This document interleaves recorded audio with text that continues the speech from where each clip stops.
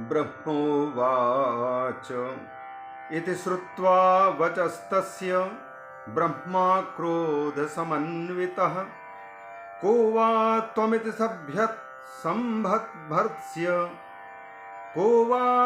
संभर्त्स्य ब्रुवं माया विमोहितः। भगवान ब्रह्मा नारद जी के अज्ञान को दूर करके, मोह को दूर करके और भगवान शिव के प्रति उनकी श्रद्धा भक्ति जगाने के उद्देश्य से शिव के स्वरूप का वर्णन कर रहे हैं। इस प्रसंग में अपने स्वयं शांकरी माया से प्रभावित होने के कारण विष्णु के साथ में हुए विवाद का भी उदाहरण दे रहे हैं।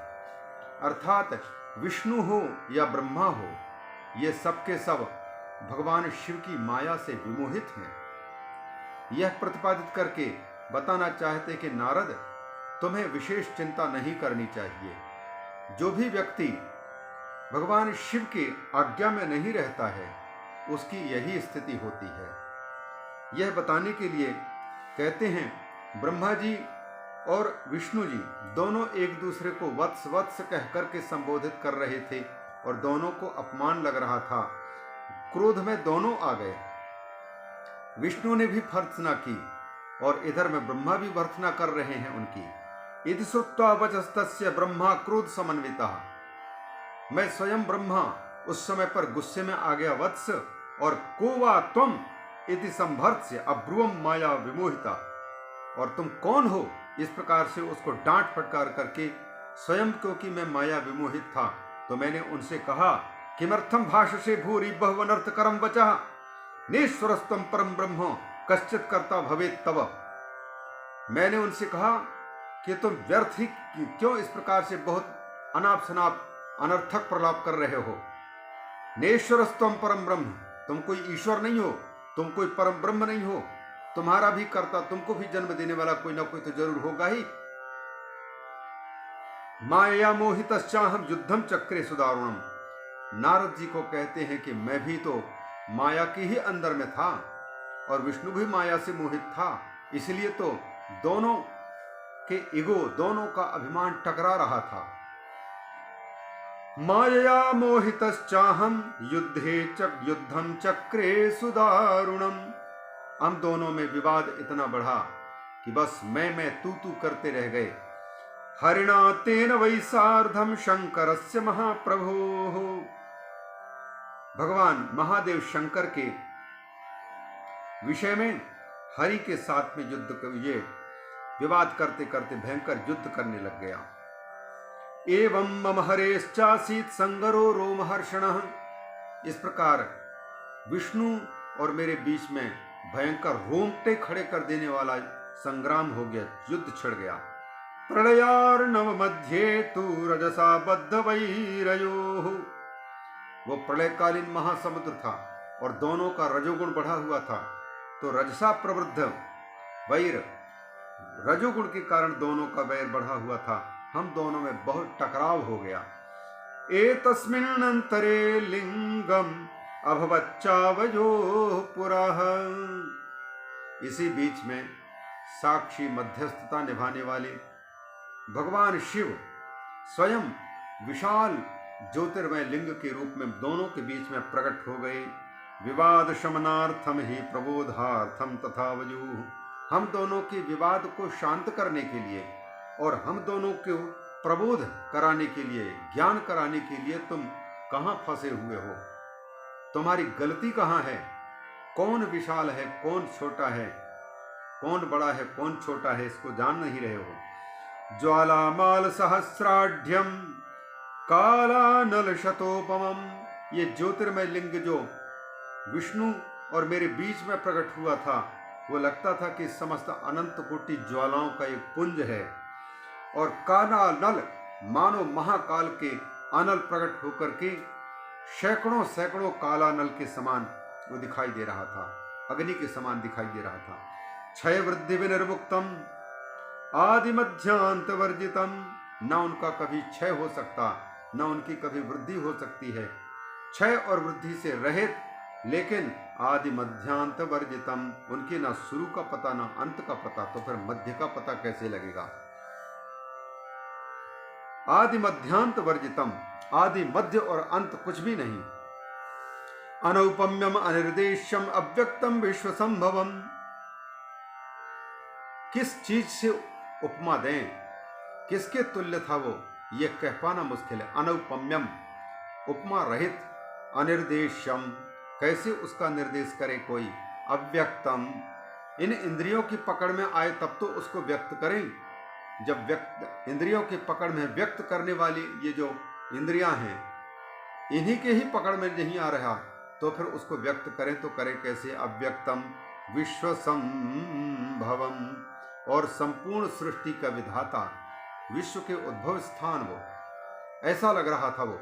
तस्य ज्वाला सहस्रेण मोहितो भगवान हरि, उनकी हजारों हजारों ज्वालाओं से भगवान विष्णु वो भी मोहित हो गए, ज्यादा से ज्यादा। मोहितम चाह मामत्र, और मैं भी मोहित तो था ही, और मुझे उन्होंने कहा किमर्थम स्पर्धसे धुना, मुझसे क्या टक्कर ले रहे हो, हम दोनों के दोनों व्यर्थ ही पड़े हुए हैं। हम सोचते थे कि हम बड़े, तुम सोचते थे कि तुम बड़े, लेकिन हम लोगों के बीच में ये बड़ा कौन प्रकट हो गया। अब हम बड़े कि तुम बड़े, कि ये बड़ा, कौन बड़ा और कौन छोटा। आगतः कुत्र आगतस्तु तृतीयोत्र तिष्ठताम युद्धमावयो, ठहरो युद्ध बाद में होता जाएगा, पहले ये देखो तो सही ये आया कौन है, ये तीसरा कौन आया बीच में। कुत एवात्र संभूतः परीक्षावोग्नि संभवम, पता लगाएं कि ये कहां से उत्पन्न हुआ है और कहां इसका विस्तार है। दोनों के दोनों इनका परीक्षण करते हैं। ये अग्नि से उद्भूत हुआ। अधोगमिष्याम्यनल स्तंभस्य, अधोगमिष्याम्यनल स्तंभस्यानुपमस्य च, मैं जाता हूं नीचे इस अनल स्तंभ के, ज्योतिर्मय स्तंभ के नीचे पता लगाने जा रहा हूं कि वो कहां तक ये टिका हुआ है, कितनी गहराई पर है। और तुम परीक्षार्थम प्रजानाथ तस्य वै वायुवेगतः भवानूर्ध्वं प्रयत्नेन गंतुमर्हसि सत्वरम, और आप क्या करें, ऊपर की ओर वायु वेग से जाओ। ये कहां तक इसकी ऊंचाई है, कहां तक फैला हुआ है और नीचे कहां तक फैला हुआ है, मैं पता लगाऊंगा।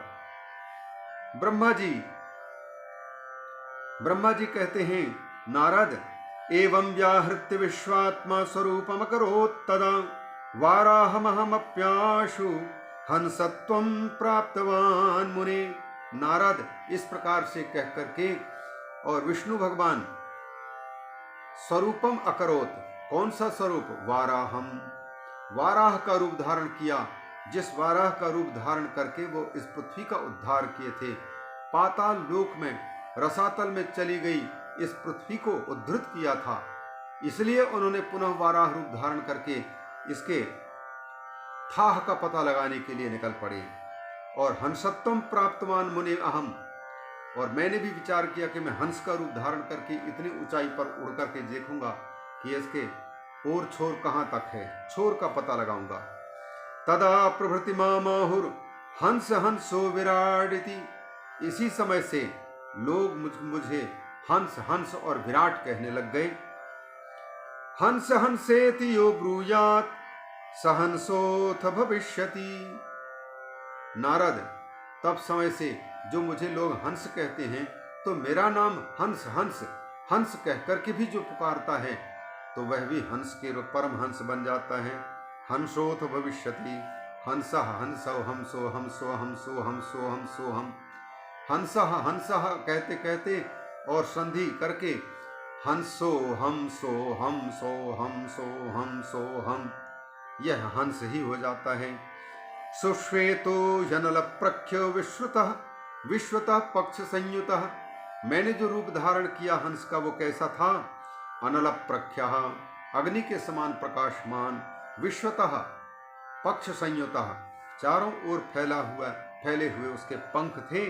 मनो नील जबह, मन और वायु की भांति उसका वेग तीव्र था, और ऊपर की ओर में चल पड़ा उस हंस के रूप में। मनो नील जबो भूत्वा गतोर्ध्वं चोर्ध्वतः पुरा, ऊपर से ऊपर में जाने का प्रयास किया। नारायणोपि विश्वात्मा सुश्वेतो ह्यभवत् तदा 10 योजन विस्तीर्णम 100 योजनमायतम। और विश्वात्मा नारायण भी बिल्कुल अत्यंत श्वेत गौर वर्ण के हो गए।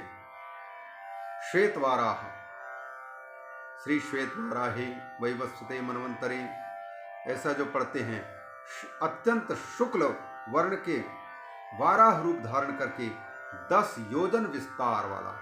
10 योजन का मतलब है 10 चौके 40 कोश विस्तार वाला वाराह रूप धारण किया।